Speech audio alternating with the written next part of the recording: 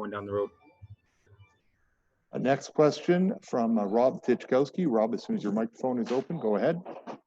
Hi, Zach. I think a lot of people were wondering if this day would ever come where the bubble thing would actually be a reality and you guys would be heading inside. I'm just wondering if you could maybe comment on all the planning and the effort it took to get to this point, and what's going through your head as you prepare to lock yourself away for what you hope is a couple of months. Yeah, it's I'd be lying to you if I didn't think there's a small percentage of this actually working out. So I'm very happy, very grateful that it did. Obviously, this doesn't happen without the work from the NHL and the NHLPA working together with health officials and the Alberta Health Government, and obviously the two hub cities, Toronto and Edmonton, to get the ball rolling. Obviously, I don't have high expectations for the bubble. I've obviously never been in a bubble situation before. This is a new experience for all of us, but at the end of the day, we're here for one goal, one ultimate goal, and that's to win the Stanley Cup. So it's going to be tough, obviously, guys with kids and whatnot, but at the same time, you only have so many kicks at the cans of to winning the Stanley Cup. So hopefully we're in there for the 2 months, and hopefully we can come out champs. But obviously, there's still a lot of work to be done. So speaking for the bubble, I'm going in not high expectations. Obviously, just going in there and playing hockey and treating it like a playoff series. Next question, Mark Spector. Mark, as soon as your microphone's active, you can ask. Yeah, Zach, you've been around this team for a while now. I'm looking at all the positions. You know, all of a sudden it looks like you got 8 or 9 defensemen. You clearly have 2 goalies. You got depth at forward. This is a good team, but I want to say that I haven't seen this team so deep at all its positions in such a long time. What do you think about that? Yeah, I think that's a fair accusation. I think before the pause, we were a good hockey team. We were well on our way of making it to the playoffs, and that's not an easy thing to do in today's NHL with the parity we have. So obviously every team going into this, whether it's a play-in series or playoffs, I think everyone, it's a unique situation where everyone feels like they're starting from scratch and everyone has a chance. But as our team, I've been here for a while, like you mentioned, and we have a good, solid team, guys with roles, and that's where you need to move up the standings and ultimately win a Stanley Cup. You need guys playing different roles and playing them well. And this team is shaped out to have a good, solid base, and obviously have the 2 superstars. And yeah, we're really excited. Honestly, we're really happy, excited to get this thing underway August 1st. But yeah, we feel, and I'm sure a lot of teams feel, that we have a chance. So that's all you can ask for. Next question, Jim Matheson. Jim, as soon as your microphone's active, you can ask your question. Go ahead. A couple of things, Zach. What will you be taking into the hub that you can't do without for a couple of months? And the other question is, how difficult will it be when you see all these players around there just to totally ignore them because they're on another team? This is almost like an athlete's village at the Olympics, where you're seeking to see all these athletes walking around. Yeah, I'm not bringing too much. The only thing that really matters to me is my Nespresso machine. Bringing that in there. Other than that, some clothes, and that's about it. Nothing special. Like I said, I'm there to play hockey. Touching on all the players, six teams at the JW, and obviously 12 total in Edmonton. It's going to be weird, but obviously it is what it is. It's going to be like a World Junior, like you mentioned, Olympics kind of style, where there's going to be high traffic areas with a lot of players. Obviously, my style of game, you don't want to be mingling with too many guys. Obviously, I got a job to do, and once those playoffs start, it's game on. So I don't think I'll be doing too many mingling with other teams and whatnot. Next question, Daniel Nugent-Bowman. Go ahead, Daniel. Zach, Corey Crawford in Chicago missed the start of camp, but seems to be back now and will make the trip to Edmonton. What do you think about the possibility of now getting to face him if he does play, as opposed to their other goaltenders? Yeah, well, he's a good goalie. He's won a cup. They've got a lot of older guys there that have won, so we're not taking them lightly. We're not looking past them. They're a good team, and like I said, everyone has a chance here. Teams get off to a good start. Teams get off to bad starts. We have to make sure that we're ready to play come August 1st. And obviously, having their number one goalie go with them, they're gonna feel good about themselves. And obviously, we just need to be ready, worry about us and what we have to do on a day-to-day basis to ultimately get into the playoffs. We gotta beat the Chicago Blackhawks, a good team. Next question, Ryan Rashog. Ryan, as soon as your microphone's active, go ahead. Yeah, hey, Zach, I just wanted to ask you about the exhibition game you have coming up against the Flames. Obviously, it's a pretty crazy, heated rivalry, yet this is an exhibition game. What do you think the tone will be of this game, to get yourselves prepared, considering the rivalry and the nastiness that you guys had going on during the year? Yeah, well, it's a unique situation. It's not coming out of training camp where you have 5, 6, or 8 exhibition games to get yourself up and running. We have one game to get ourselves up and running. We have a small inter-squad game, so it's going to be an important game. It's going to be a high intensity game, but at the same time, there's so much at stake for both teams going into the playoffs. Everyone's going to be smart. I don't think it's going to be like the last few games you saw. Obviously, two teams are focused on their round and their playing rounds, and that's going to be the main focus for us, I'm sure.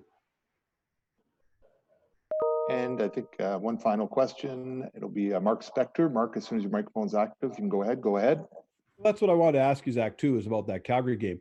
I get it. It's not a meaningful game, but we all know how you play. And I want to say to you, do you need to work on that edge the way Connor McDavid works on scoring goals? If Tkachuk's in your face, is it important for you to get in a little bit of, stuff like that's because that's what's going to happen with you in the playoffs. That's how you play. You got a nice edge, right? Do you need to practice that at all against Calgary?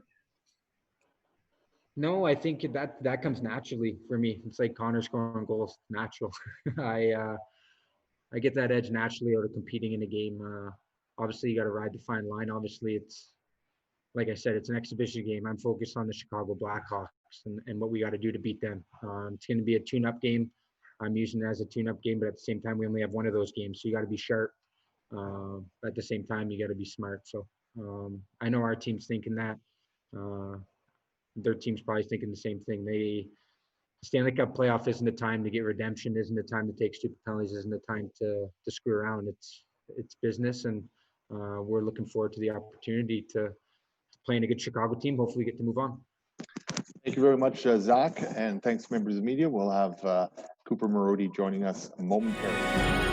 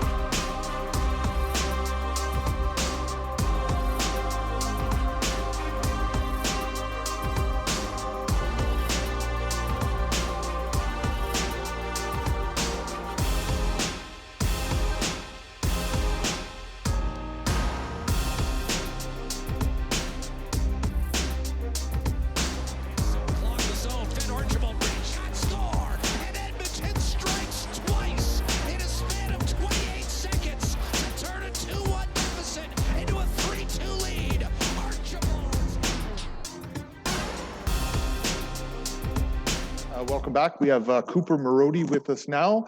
A reminder to everyone to ask your questions, use the raise hand function. That'll put you in a queue, and then you'll be able to ask your question to Cooper. We have a first question from Daniel Nugent-Bowman. Daniel, as soon as your microphone is unmuted, go ahead. Hi, Cooper. Nice to see you and talk to you again. I know you obviously developed a pretty strong relationship there with Colby Cave and the song that you put out about a month and a half ago. What did it mean to wear his number today and to salute Emily in the corner there? Yeah, it was amazing. I think it was a tremendous honor for all of us to, and it was a great idea from the organization to do that to honor Colby. And it meant a lot to all of us, and just saluting Emily and her family and knowing and letting her know that we're playing for Cole, we're playing for her, and we're so motivated and excited to get going, and his legacy is living on. The next question, Jim Matheson. Jim, as soon as your microphone's unmuted, and go ahead. Go ahead. Cooper, you had some injury problems last year, but it looks like you're recovered. And how do you felt during the training camp here? Yeah, I felt great. Last year was definitely a year of adversity with injuries and whatnot.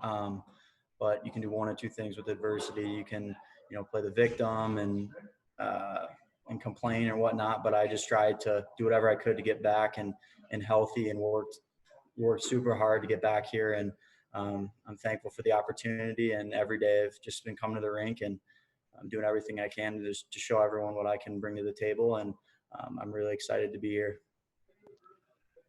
Next question, Rob Tichkowski. Rob, go ahead. Hi, Cooper. So tomorrow you guys will all move inside the bubble, and it's some pretty weird circumstances that brought everybody to this point. But at the end of the day, it's, I guess, a once in a lifetime opportunity or adventure, however you want to look at it. What, just from a human being standpoint, what are your thoughts as you prepare to move into this hotel for what you hope is a couple of months?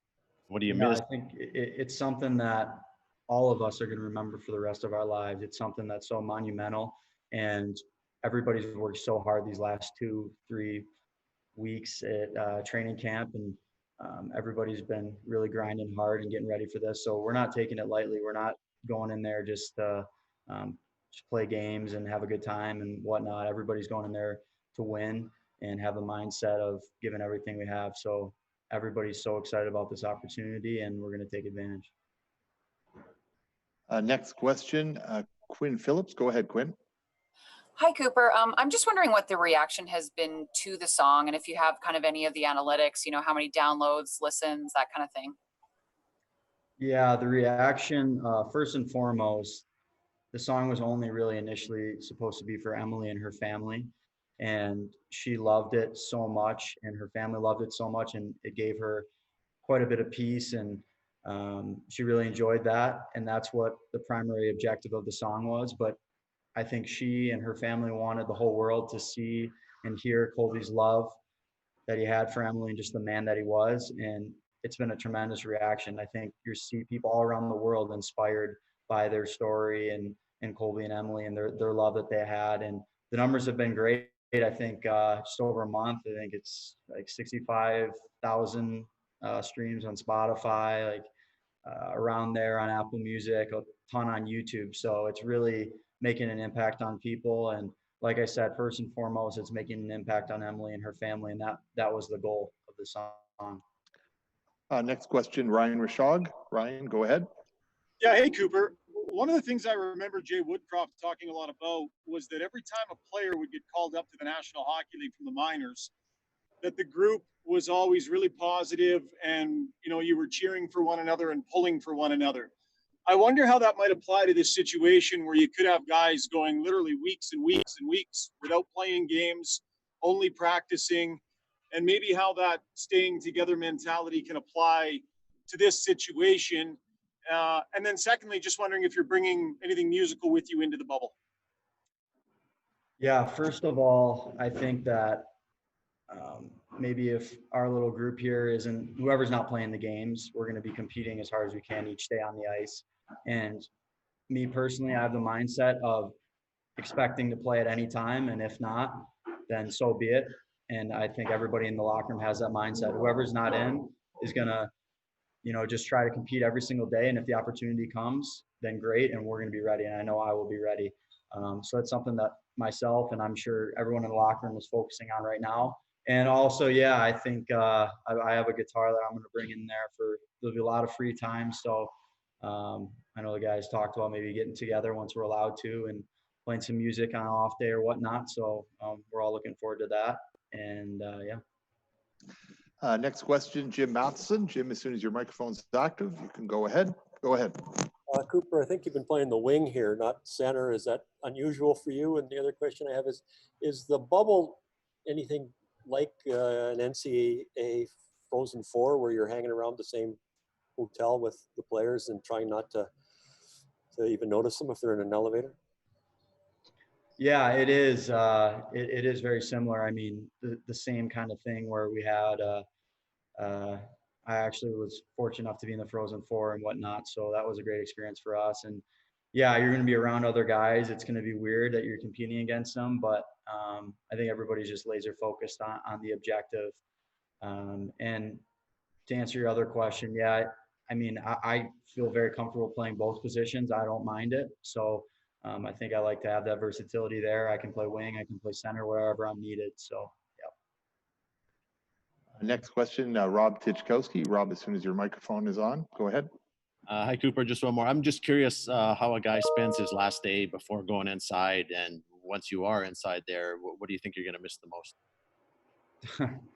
Yeah, I don't think anything crazy. Just going back, making some food and watching some stuff on YouTube, Netflix, maybe read a little bit, play some music, nothing crazy. And I think, you know, all of us, it's not going to be really that much different being in the bubble because we've all been quarantining and whatnot this entire time. So it's not going to be too much different.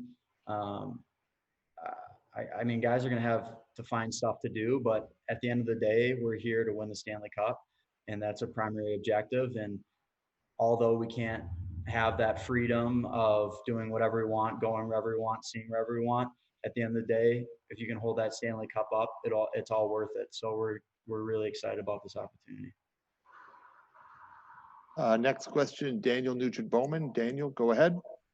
Hey, Cooper, I just want to circle back to the stuff that we talked a little bit earlier about Emily and Colby. And Emily was saying yesterday that she has a gift that she was going to give all the players on the team. Just wondering if you've received that yet, if you could share what it is. And also, what does it say about her moving to Edmonton to kind of run this memorial fund in her late husband's name? Yeah, nothing yet on the gift. I'm sure in her timing we'll get that. I'm not sure exactly when that'll happen. But yeah, I think it speaks to her character and her passion to not just let Colby's legacy just fade away and whatnot. She's so passionate about continuing it and making an impact with his name. And she's so passionate about that. And I know that his legacy is going to live on for all the things they're going to do for underprivileged kids, all the things they're going to do in the hospital. Emily is, she's one of the strongest women I've ever met in my entire life. I don't know how she's battling through this, but she still has a positive outlook. She still has a positive attitude, and she's going to do such an amazing job of continuing Colby's name and making an impact on so many people. And I know Colby's looking down and just had the biggest smile on his face. He's so proud of Emily. And like I said, she's the strongest woman I've ever met. Thank you very much, Cooper. I think that's it for questions. We'll be back momentarily with head coach Dave.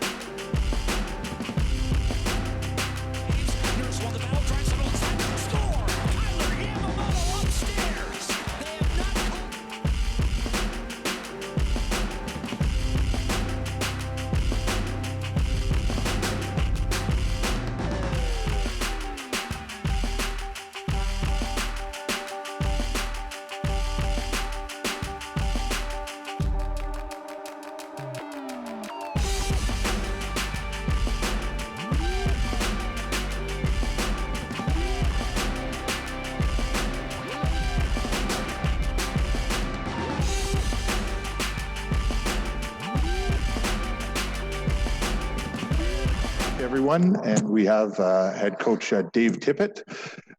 Use raise hand. I see some questions. So we'll start with Derek Van Diest. Derek, as soon as your microphone's unmuted, and go ahead. Go ahead.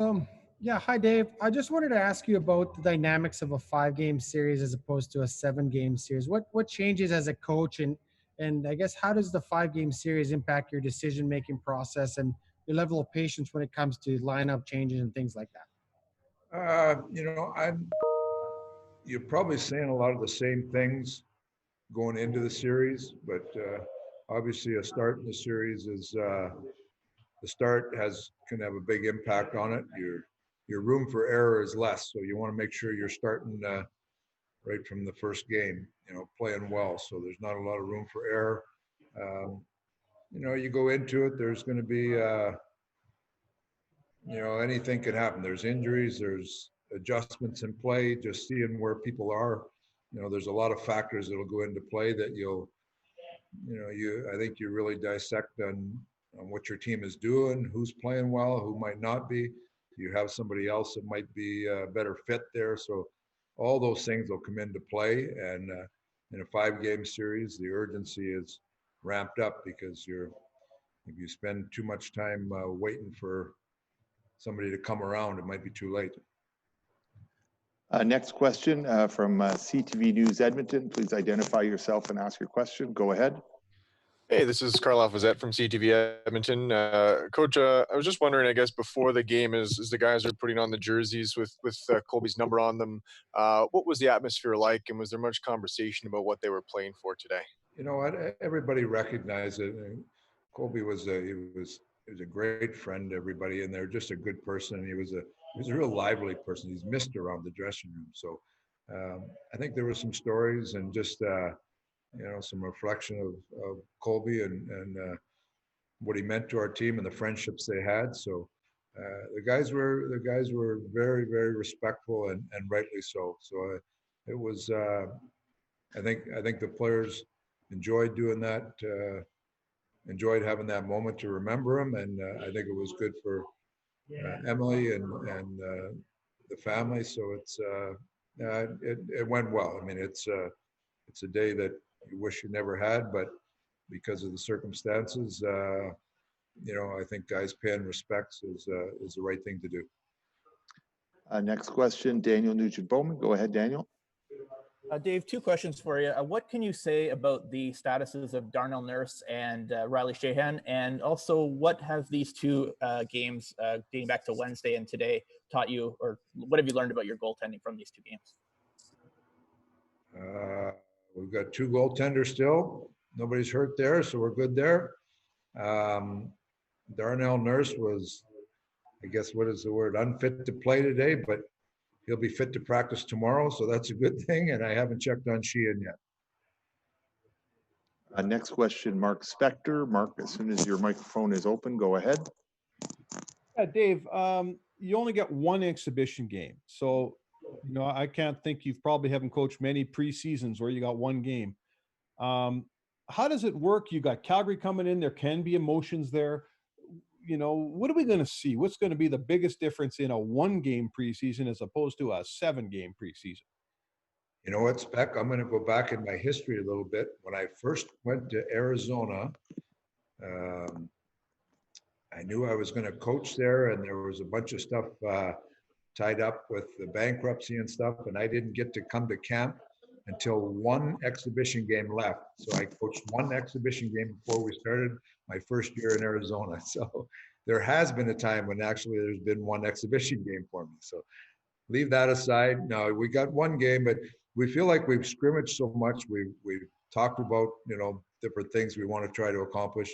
You've got a team in Calgary who we know well, obviously, but I think both teams are going to go in there and really try to concentrate on getting their game in order. I mean, it's you want to do things that allow you to get your team up and running. You recognize your opponent, but both teams got bigger fish to fry than that game on Tuesday night. So you'll use it to make sure your team's in order going into game 1. Next question, Jim Matheson. Jim, as soon as your microphone is unmuted, you can ask your question. Go ahead. So the number of goals goalies give up in these last two scrimmages don't matter, because obviously Smitty gave up a lot more goals than Koskinen, or was that just because he was playing against a much stronger team?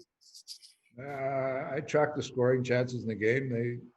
The Orange team today had a lot more scoring chances, but those are things that just you watch it and you just take it all in, and we'll see where it goes from there. Next question, Rob Tichkowski. Go ahead, Rob. Hi, Dave. I guess when the NHL first came up with this plan that they're going to create 2 bubble cities and get 24 teams in there and get this, a lot of people were pretty skeptical, thinking there's no way they're going to be able to get this thing done. Well, here they are. Everybody moves in tomorrow. Can you maybe first off talk about the effort and planning it took to get to this point, and secondly, what it's going to be like for you, professionally and as a human being inside that bubble? Well, it's an amazing thing what they've done here, because you guys have been around too. 2 weeks ago, they were still talking about getting things done, and now it looks like we're going to be able to move ahead. And I know there was concerns about players coming into phase 2 and then getting to phase 3. And I give our medical staff a ton of credit, making sure we were doing the right things, the protocols were in place. But you also got to give the players and staffs of team a great deal of credit, because they really decided to hunker down, do what's needed to get yourself into the bubble healthy and without any virus in there. So I think teams have done a great job as far as going into the bubble. I mean, I look at it as everybody's the same. It doesn't change a lot for some of us here. I've been actually living in the Marriott or over top of the Marriott for a month anyway, so my life's not going to change that much, other than if you wanted to go out to a grocery store or something. But I haven't heard any comments from our players about not wanting to do it or concerned about it. Our players are excited to get in and get playing. Next question, Ryan Rashad. Go ahead, Ryan. Dave, I just back to the goaltenders. Do you anticipate splitting the exhibition game, or do you feel it's important that whoever's going to start for you in the series get a full competitive game in the exhibition game? And I guess, are you prepared to say who that might be? I'm not prepared to say they're going to split or get a full one. We haven't decided that fully yet.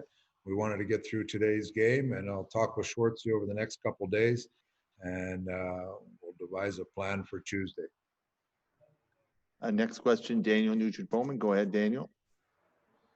Hi, Dave. Just dating back to the 04-05 lockout, I'm told you had a chance to go to your old stomping grounds in Prince Albert and have a talk with the Raiders. I'm just wondering what you can remember about that and what your relationship is like with Peter Anholt. Well, Peter and I were teammates a long time ago, won a championship together in Prince Albert, and have remained real good friends. And Peter was coaching in Prince Albert at the time, just happened to have some time to go up there and spend with them.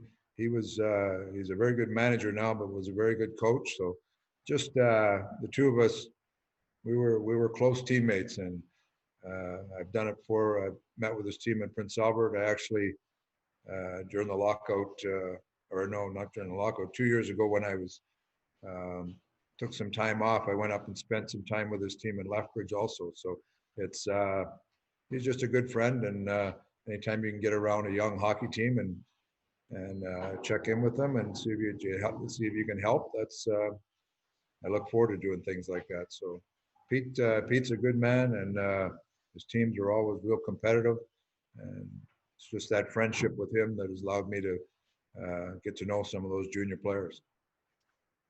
Next question, Jim Matheson. Jim, as soon as your microphone is open, you can go ahead. Go ahead. Dave, you've coached in some world championships. Is the hub any different than that when all the teams would be maybe in a hotel somewhere in Europe? And the other question is, I know the players don't want to mingle much because they're playing against them, but will the coaches at least sit down and maybe they can have a beer? Well, the first 5 days, you're not supposed to mingle with anybody. So after that, but you'll bump into colleagues and that, you get a lot of people that you know in a small space. You liken it to the draft or something like that, where you see you see everybody around. So I can envision situations like that.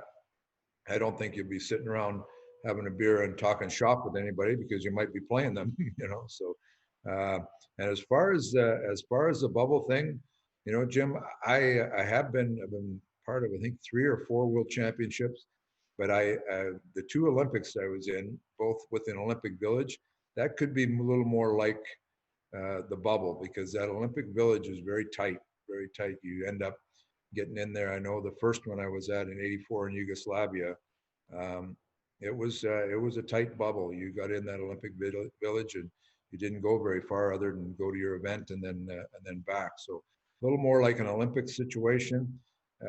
That's what I think. I'm not sure yet, but that's what I'm envisioning a little bit. And you'll have a close-knit group by the time you get out. Another question from Ryan Rashog. Ryan, go ahead. Yeah, Dave, just on that idea of a close-knit group, I think naturally some years you have a closer team than other years. The social aspect of it maybe changes a little year to year. What would you say about kind of the closeness of this year's group? And if this is one of those circumstances where, a team that maybe is a little bit closer can really benefit just given what you're all about to go through together?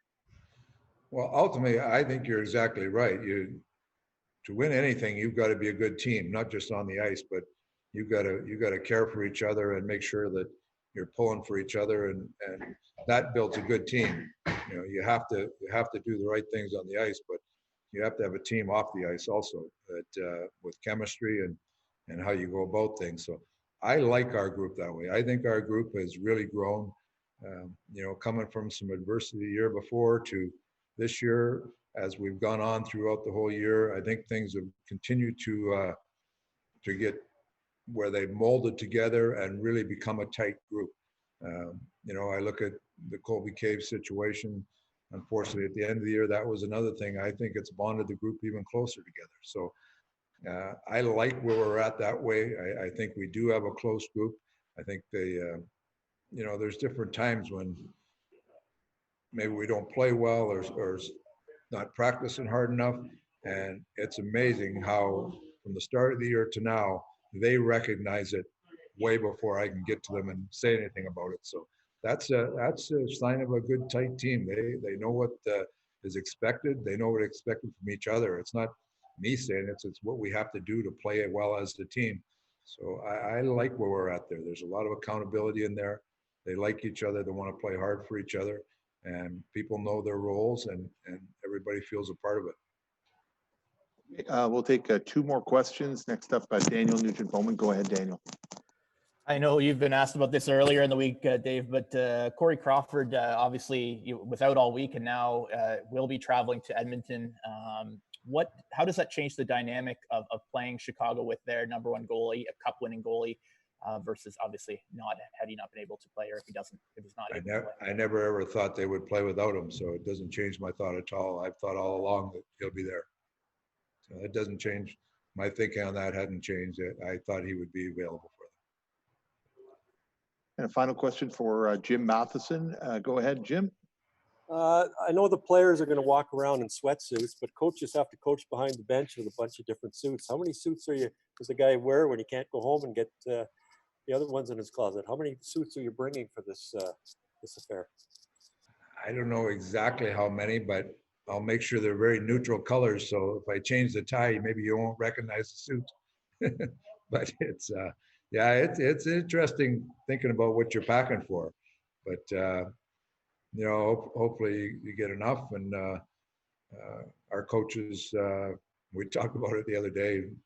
I think some guys are bringing 5 suits, some guys 4, some guys 6. I don't know.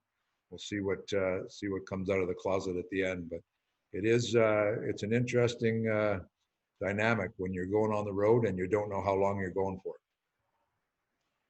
Thank you very much, Coach, and thank you, members of the media. That brings to an end today's conclusion to availability.